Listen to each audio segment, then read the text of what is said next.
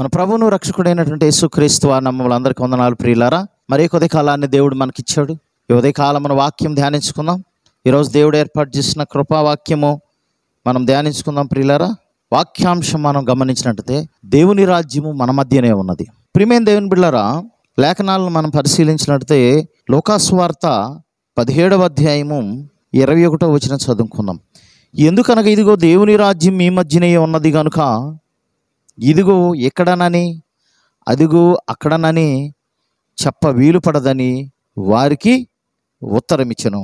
ప్రియమైన దేవుని బిడ్డలారా, ఇక్కడ మనం గమనించినట్లయితే ఈ అధ్యాయంలో ఇక్కడ పరిసయ్యులు ప్రభువారిని అడుగుతా ఉన్నారు, దేవుని రాజ్యం ఎప్పుడు వస్తుంది అని. అసలు దేవుని రాజ్యం అంటే ఏంటి?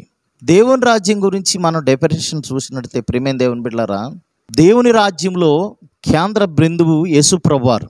యేసు ప్రభువారికి కలిగిన లక్షణాలు ఏంటండి? ఆయన ప్రేమ కలిగిన వాడు, నీతి కలిగిన వాడు, సమాధానకర్తగా అధిపతి. కాబట్టి యేసు మన హృదయంలో ఉంటే అక్కడ పరలోక రాజ్యం ఉన్నట్లే. ఎందుకంటే ఇక్కడ 21వ వచనంలో అంటాడు, ఎందుకనగా ఇదో దేవుని రాజ్యం మీ మధ్యనే ఉన్నది కనుక అంటున్నాడు. మన మధ్యనే ఉన్నదంటే రోమీయులకు రాస్తూ 14వ అధ్యాయము 17వ వచనంలో అంటాడు, దేవుని రాజ్యం అంటే ఏమంటున్నాడంటే భోజనము పానము కాదు కానీ నీతియు సమాధానము పరిశుద్ధాత్మ యందలి ఆనందము.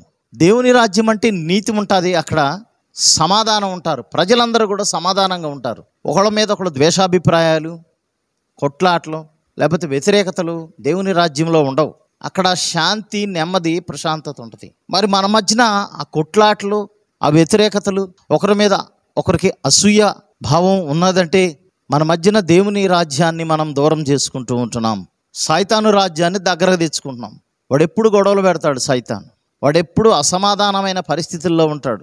కాబట్టి ప్రియమైన దేవుని బిడ్డలారా, మనమందరం కలిసి ఐక్యంగా ఉన్నప్పుడు అక్కడ చాలా సంతోషం ఉంటుంది, సమాధానం ఉంటుంది. మన ఐక్యతను దెబ్బతీయటానికి దుష్టుడు అనేక రకాలుగా మనలో భేదాభిప్రాయాలు తీసుకొస్తాడు.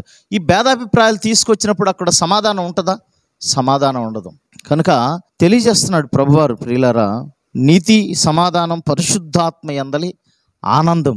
ప్రభువుని నమ్మిన తర్వాత ఆనందం అనేది మనం చెప్పలేం. అది చెప్పనశక్యము కానటువంటి గొప్ప ఆనందం దేవుడు మనకిస్తాడు. అది మాటల్లో వర్ణించలేం ప్రియులారా. అలాంటి ఆనందం పొందుకున్న వారికే తెలుస్తుంది. తొలి దినాల్లో నేను ప్రభువుని నమ్ముకున్నప్పుడు నా జీవితంలో చాలా టెన్షన్గా ఉండేది, భవిష్యత్తు మీద భయం వేసేది. ప్రభువుని ఎప్పుడైతే నమ్ముకున్నానో నా భారం అంతా దేవుడి మీద వేశాను. నా భవిష్యత్తు అంతా దేవుడే చూసుకుంటాడనే విశ్వాసంతో ప్రభు మీద ఆధారపడ్డాను. కాబట్టి ప్రియులారా, ఈ రీతిగా అనేక మందికి స్వార్థ చెప్పే భాగ్యాన్ని నాకే ఒకానొక రోజుల్లో నెమ్మది లేదు, భవిష్యత్తు మీద భరోసా లేదు. ఇప్పుడు ఏసే నాకు భరోసా, నా భవిష్యత్తు సమస్తం అనుకున్నప్పుడు నేను అనేక మందికి భవిష్యత్తుని గురించి లేకపోతే భవిష్యత్తు గురించిన భరోసా ఇవ్వగలుగుతూ ఉన్నాను. దానికి కారణం యేసయ్య ద్వారా నెమ్మది కలిగి ఉన్నాను, యేసయ్య ద్వారా. సో నేను ఆ పరలోకపు సంబంధమైనటువంటి ఆ అనుభవాన్ని పొందుకుంటున్నాను. అంటే ఆ అనుభవం నా జీవితంలో జరుగుతూ ఉంది. శాంతి, నెమ్మది, ఆనందము నాలో ఉన్నది. అది ఎవరు ఇవ్వలేరండి. ఈ లోకం ఇచ్చేది కాదు, అది దేవుడి దగ్గర నుంచి రావాలి. కాబట్టి మనం ఎప్పుడు సంతోషం, ఆనందంగా, శాంతి, సమాధానం, నెమ్మదిగా, ఐక్యంగా ఉంటామో అప్పుడు చెప్పనశక్యం కానీ ఆనందము మనలో వస్తుంది. అది దేవుని ద్వారా కలుగుతుంది. కాబట్టి ప్రకటన గ్రంథంలో 21వ అధ్యాయంలో అంటాడు, దేవుని రాజ్యం గురించి మాట్లాడుతూ అక్కడ దుఃఖమైనను వేదనైనను ఉండదంటాడు, మరణం కూడా ఉండదంటాడు. అంటే దుఃఖం, వేదన లేని పరిస్థితులు ఉన్నప్పుడే మనం నెమ్మదిగా ఉండగలుగుతాం, శాంతి సమాధానంగా ఉండగలుగుతాం. కాబట్టి మీ మధ్యనే ఉందంటే అది మన మధ్యనే. ఎప్పుడైతే ఇలాంటి సంతోషం మనం కలిగి ఉంటామో, ఇలాంటి నెమ్మది కలిగి ఉంటామో, ఖచ్చితంగా మన మధ్యన దేవుని రాజ్యం ఉన్నదని మనం గ్రహించాలి.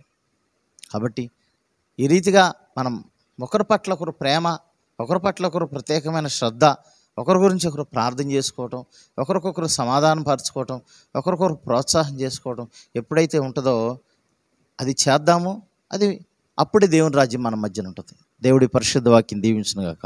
ఆమేన్. ప్రార్థన చేసుకుందాం. మమ్మల్ని మిక్కిలిగా ప్రేమించిన ప్రియ పరలోకపు తండ్రి, మీకు వందనాలు ప్రభు. వాక్యం ద్వారా అనేక విషయాలు మాతో మీరు మాట్లాడుతున్నారు. మీ మధ్యనే దేవుని రాజ్యం ఉన్నదని అక్కడున్న పరిసయ్యులు అడిగిన క్వశ్చన్కి మీరు చెప్పారు. అవును ప్రభువా, అయా నీతి సమాధానం పరిశుద్ధాత్మ ఆనందం కదా దేవుని రాజ్యం అంటే. కాబట్టి అలాంటి సమాధానం, శాంతి, నెమ్మదిని పొందుకునేవారిగా మమ్మల్ని తీర్చిదిద్దండి. మా ప్రియులను తీర్చిదిద్దని సహాయం చేయమని యేసు పరిశుద్ధ నామమున అడిగి వేడుకుని ప్రార్థన చేస్తున్నాం తండ్రి. ఆమేన్. మన తండ్రి అయిన దేవుని ప్రేమ, ప్రభువైన యేసు క్రీస్తు వారి కృప, పరిశుద్ధాత్మని సహవాసం ఇక్కడ చేరమనుకున్న సకల పరిశుద్ధులకును ఎల్లప్పుడూ తోడే నడిపించును గాక. ఆమేన్. అందరికీ వందనాలు ప్రియులారా. మరీ కొద్ది కాలాన్ని అందరం కలుసుకుందాం. అప్పటి వరకు దేవుని కృప, దయ, కనికరం మీ మీద ఉండును గాక. God bless you all.